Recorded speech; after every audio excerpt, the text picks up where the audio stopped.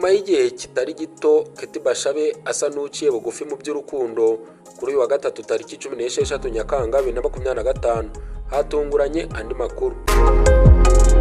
Uyu mukobwa yongeye kuvugwa nyuma y'uko Tumelo Ramaphosa umuhungu wa perezida wa Afurika y'Epfo Cyril Ramaphosa yanditse amagambo yuzuye amarangamutima aherekeshejwe n'ifoto ya Keti Bashabe yambaye umushanana. Kuri Instagram story ye Tumelo yavuze ati My Universal, amagambo atavuze ubusa ku bantu basanzwe bakurikirana inkuru z'urukundo. Abakurikiranira hafi umubano w'aba bombi bavuga ko bashobora kuba bari mu rukundo, cyane ko Keti Bashabe nawe yagiye agaragaza uburyo akunda amafoto ndetse n'amashusho y'uyu musore.